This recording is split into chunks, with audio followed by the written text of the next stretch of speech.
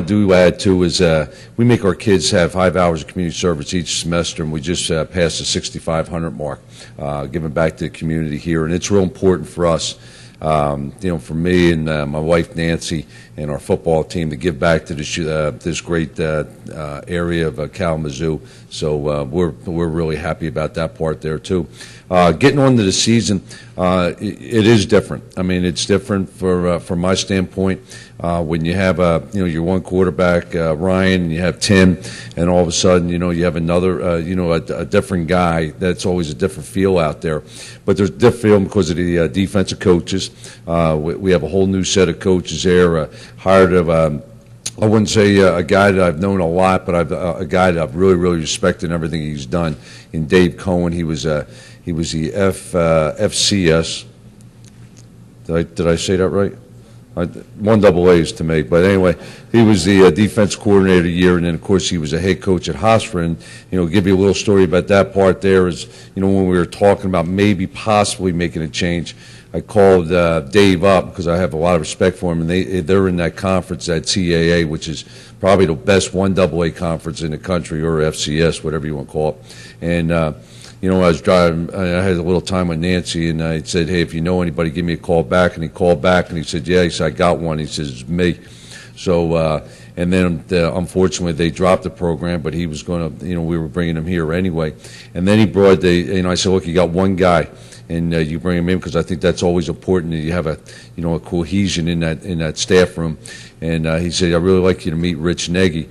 And going in his background, and he was an FCS defense coordinator year, and he was part of the staff at Maine when they went down and beat Mississippi State.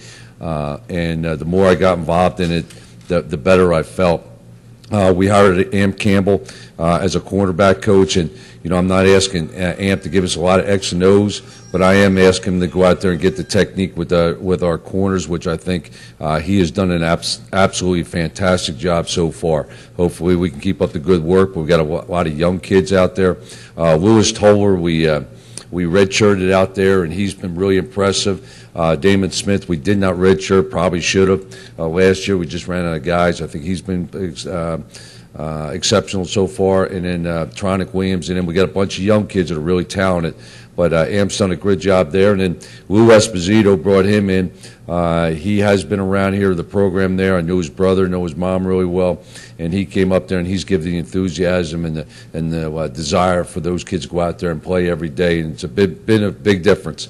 I've noticed it on offense. The guys are flying around. And, when we break up, I ask the offensive guys, I say, is there anything different? They say, yeah, it's a lot different on the other side.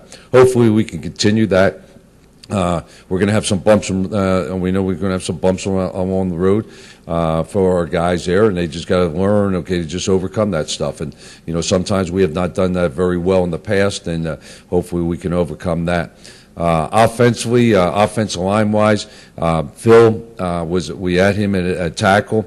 I admired him for all his great effort out there, but Phil's a guard. And it's hard to go back out there, and he's more of a natural spot there with Danny O'Neill being the tackle there, and Davison, Terry going out there. I think we've solidified that. I feel good about that tackle spot. Of course, the left tackle, I think we have not the best offensive tackle in the conference, one of the top.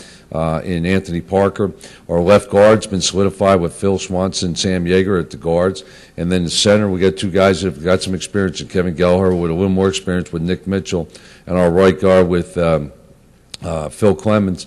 Nick Clemens, excuse me. And he's a veteran. He's played there a lot of time. Tight ends has gotten better. We were really young last year. I think Blake Hammond has really improved himself. I think Dallas Walker has done a great job for us. Need to get Dallas to play a little bit faster, but he's a big physical guy. Clark Musman, we redshirted. Chris Blair, we redshirted. So I think both those guys there, they're playing fairly well. And then the wideouts, last year I knew it was going to be a little bit of an issue. Unfortunately, we had two guys get hurt. So the year before, we lost Jamarco, who's the all-time leading receiver here at Western Michigan. And we lost Brandon Ledbetter, who's had a lot of marks as a tight end. And then we had Spider, and we lost those three. Thinking we're going to be okay with Jordan White and Juan Nunez, and then those guys got hurt. So we played with a lot of young guys. The good thing about it is they're a little bit older. Ansel Ponder has really looked pretty well in the camp so far. We got Caleb Ravenel. Unfortunately, he's got a little growing pull, hasn't shown anything. Missed a lot of the spring, so he's got a lot of catching up to do. But he's got some talent there. Dervon Wallace, and then of course Robert Arnheim, and then Trey Smith. So we got a lot of guys' experience from last year. And running back, I'm a big believer in if you got an offensive line, you can throw it. The running back there is a guy he's going to get 1,000 yards in this offense. I mean, it happens every year. And we got a guy that's one of the most competitive guys we have out there in Aaron Winchester. And I love the kid. I love his work ethic, the way he works. He's become kind of a little silent leader out there because of his work habits. And then 2 guys behind him, we redshirted. Could have played him last year, but didn't want to take it away with Brian Fields and Anton Scriven. We recruited Darian Chance, and Darian, believe it or not, is probably smaller than Aaron is, but both those guys can run. And they, with all those big boys up front, they kind of hide back there, and it's hard to find those guys. So really enjoyed that part there. Our offensive staff, they stayed intact. Jake has been in this system for 8 years. Ryan's been in it since he was 4 years old. Bob Stanley, great offensive line coach, been in a lot of places, and Mike Sabach with the running backs, and he, of course, also does the special teams, and Mike Grant's done a fabulous job. So really happy with the staff, happy with the kids. It's been hot. It was 87, I heard the other day, in the shade yesterday. But the kids they just keep plugging along. We have a couple of young kids. They fall out a little and they jump right back in. It's not like they're trying to take the easy way out. You go to Team 3. I always tell the guys, Team 3 should be just like Team 1. And when you put on the tape, that's what it is. Making some mistakes, and we understand that. But the kids are working hard. They're doing everything we ask them to do. It's tough. We got some pretty good young freshmen. Those guys at that recruiting class I thought was pretty good, and when I'm watching them now, it's real good. I mean, there's some players out there. So I'll open up the question because I'm sure you want to ask about certain guys. But again, I want to thank you for coming out here. It's been great. Hey, excuse me, ma'am, you're late. Okay. Well, that's what happens when we get home at 11:30 at night. There, you're sleeping. So, all right, questions. Coach, talk about the way the schedule sets up for you this year, opening with the game of Michigan State and then back here at Nicholls State. How, as you've looked at it now, how do you think it's going to set up for you and work out? Yeah, it's with here because the school starts and the way we do business here, which is good. I mean, our opening games, when you look at it, we went out there and we played Virginia when they were, I think, 24th or 25th in the nation, and then next year was Indiana, and then we went to the tough one was West Virginia when they were number 1 of the country up until the end, and we went to Nebraska and we went to Michigan. But that's just what we do. And so, I tell the kids at the same time, I mean, if you can't get pumped up for those games, the problem is the other team, that's their first game too, and they want to go out there and they want to have a pretty good showing. So, we got to go out there and we got to play well. We should play better. I mean, I really believe that, last year there was issues. I mean, you had a young team. When we first got here, we started 14 freshmen at one time or another and played 34, and we rode the string with those guys pretty well. The second most wins of, in that period of time with those with that group. And then last year we had a lot of young guys over there on defense, talented guys, but they're young. They don't understand all the pitfalls, and then sometimes you have the bumps in the roads, and they didn't handle it really well. All right, and then offensively, we had a couple issues over there when we got some injuries. A guy, Jordan White, we thought he's a go-to guy. I mean, we think he's more of a Jamarco type guy. And then Juan, and when they went down, we had a bunch of young guys running around it. Sometimes, good effort, but don't know where they're going at times. So I think we'll be more prepared for this game. What happens, what happens. All I ask our kids is go out there and play every play as hard as you can, the first play, the last play. And then we come back home, and I think the next stretch is pretty vital. I mean, you got Nicholls State, and we got Toledo coming up there. We got some home games, Idaho, which is much improved. When scheduling is really hard. At the time we scheduled Idaho, they weren't very good. And of course, my luck, they get real good. They got, I think, the 3rd or 4th ranked quarterback in the NFL draft coming up in Enderley. And fortunately, that big guard's gone. But they're much better than they were when we played them a few years ago. But you know what? We should be too. And then there's that October stretch, and that's hard. Now you're going on the road, and you got to win on the road in this league here. And then we end up with that Bowling Green, on the Friday right after Thanksgiving. A tough crossover for us, and we just got to go out there and hopefully we're still in the race at that point there, and it makes a bit of difference of getting into postseason play and for the West title. Coach, you talked about what you guys do when you open with big games. You go and play big games on the road, but there's got to be something special being the first MAC team to go down to Notre Dame and play something. Yeah, it really is, and I think for all of us in the Midwest who grew up here, or a guy like myself, from Philadelphia and watching. Some of the older guys are probably the only guys remembering this, watching the replays of Lindsey Nelson, and we move on to further play, that type stuff. And somebody did remember that, right? Dan, you remember that, right? Thank you. And it's really interesting how it worked out, but I really, the administration here did an unbelievable job in securing that game. But that's a big thing. That's Western Michigan going down to play, the first team to play Notre Dame down in their place. I give credit a lot to Notre Dame, but really to our people for securing that thing. And yeah, it does, because if you ever been there, you go in the locker room, and the first thing you look in the locker room, okay, who was in that locker room all these years, going down to the tunnel. And then, and for me, when I get there, I go to a couple places on the campus there. I've been fortunate enough to coach in that stadium for 2 other times, and it's a great experience. It really is. And I always tell our kids, would you rather play? There's no such thing, but would you rather play Southwest Kansas State, or would you rather play Notre Dame? And if they give me the Southwest Kansas State, we move on. You play Notre Dame, yeah, and it's a good recruiting tool. But for those kids, they'll remember for the rest of life, and that's all this thing is all about, is memories.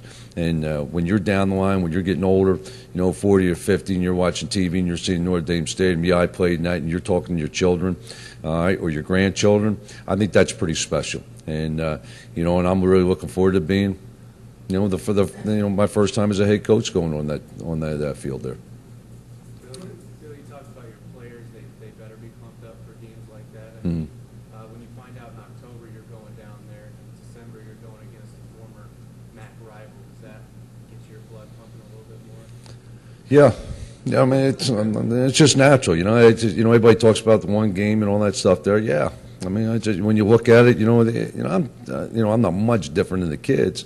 You look at it, you want to go play every game, but there's certain ones that stand out there. And any coach that tells you differently, they're not being truthful. I mean, the Notre Dame one, the Friday night ESPN game up there at up in Mount Pleasant.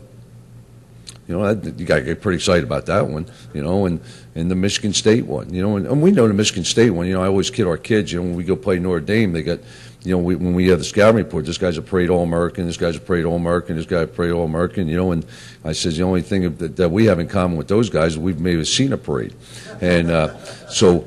But, you get those kids pumped up, but everybody's got a chip on his shoulder. I mean, everybody in this room, hey, you're better than the ESPN announcer. You're better than, the writer for USA Today. Why did he have that job, and why am I down here? Because a couple breaks here and there, well, we're going to go make our breaks. And that's, that's just the way it is. And, we want to make our mark at Western Michigan University to be a top-notch program. Have we got there yet? No. And that's, But it ain't because of lack of trying. I mean, we're doing all the right thing. We're going to do it the right way too. I'm not going to bring in bad character guys. I'm not going to bring guys that sacrifice the values of this institution, because that's not fair to Kathy or Dr. Dunn or this community. But we're going to do it the right way, and I think we got our kids. What was your relationship, or is your relationship like with Brian Kelly? Good, actually, pretty good. But I know a lot of Bronco fans would probably cringe at that, but. He's a guy that, you got to respect the guy. The guy wins. And I, even when we beat him here the first year, he was complimentary. And then we played him. And then, I saw him at the convention. I was giving out the American Football Coaches, Assistant Coaches Awards up at a podium. I walked down. The first guy I see is Brian. I go, every time you take another job, we got to play you. And he kind of laughs because, yeah, we already been preparing for you already. And but it's a challenge. And and he's got a great job down there. But shoot, I got a pretty good job here too. I was going to ask you about that. I mean, I guess the two offset each other. You could look at it as we could have maybe gone to South Bend, maybe under the radar a little bit. Now we're not. Yeah. The only problem he's got the number one receiver in the country, number one tight end in the country. But yeah, it really doesn't make that bad. We played Illinois, and they had one of the top corners in the country. And our kid went out there and played pretty well against the guy. So, when the ball snapped, all that stuff goes out the window. You just go out there and you play as hard as you can, and a lot of those times, those rival things, they don't make a bit of difference. I've seen 5 stars that can't play a lick, and I've seen a lot of 2 stars that are now playing in the league, like Delmas, Jennings, Scheffler. It all works out. Do you see any vulnerabilities right now with that team? I mean, they did lose one of the best quarterbacks they ever had. They lost a Bolitnikoff winner. I mean, there's some voids to fill. Yeah, I think what Brian, he's going to. But the one thing I think Brian does better than a lot of those other spray guys, he adapts to his personnel. So if they can't do it, he'll find some other way. And I think he does it, but he's not going to try to put a round peg in a square hole. He doesn't do that. I mean, he's smart. You watch it at Cincinnati the one year. Even in our bowl game. We're coming back and it's tied score, and all of a sudden he just said, forget it. He's going to run the power, and which he don't run. But that's what Cincinnati, before he got there, that's what they did best. So he went to the best players, and and he went out there and won the game. Which I think ego-wise in that respect, he's pretty good. Dan. Defensive end, it's been a long time since Western really had a freshman quarterback consistently. Can you talk a little bit about defensive end? Paul Hazel in particular, I know he's got the speed, but 205 right now doesn't appear to be. Yeah, we've been trying to put that weight on, but he's just such a high metabolism kid. Probably when he's 40, he'll probably get to the weight we want him to, and then that'll be too late. But the guy can run. I mean, he's one of the fastest guys we've got on the team. He's a 4'5" kid. He's tall. He's about 6'6". He was 208 yesterday, and you look at it and you go, well, can he do it? Can he hold up?